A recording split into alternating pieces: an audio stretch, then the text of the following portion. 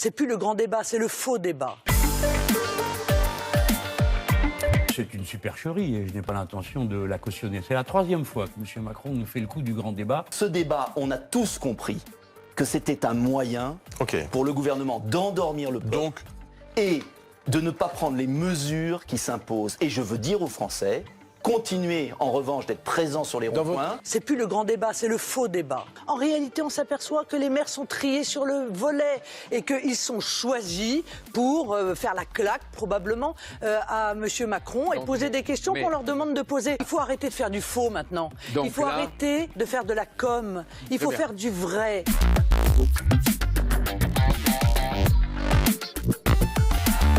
Il y a tromperie sur la marchandise. La marchandise, c'était un débat entre Français avec une forme d'indépendance de ce débat par rapport au gouvernement pour que les Français puissent s'expliquer et s'exprimer totalement librement. Et on a un président qui monopolise les heures de télévision et les pages de journaux.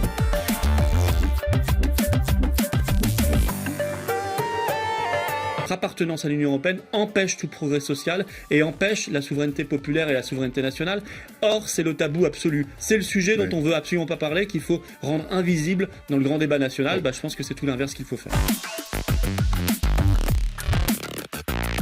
C'est normal que les gens s'interrogent, je dis, est-ce que ça va servir à quelque chose. Nous faire de l'enfumage, puisqu'on dit beaucoup, j'ai beaucoup entendu aux abords des débats, certains gilets jaunes disant c'est de l'enfumage. Bon, il est au milieu des Français, il est à l'écoute. Il était important de voir les maires. Le président, là, il part en pionnier. Si je voulais parler vulgairement, il amorce la pompe. Et ça marche. On a lancé le grand débat lundi dernier. Et ça y est, ça part partout, dans toutes les communes, dans toutes les mairies.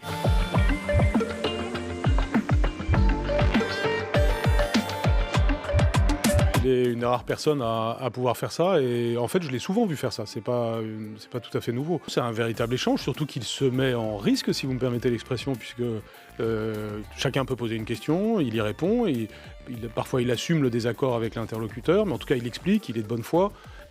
Et surtout il montre que ce qui l'intéresse c'est le fond des dossiers, c'est ce qui se passe dans la vie quotidienne des gens.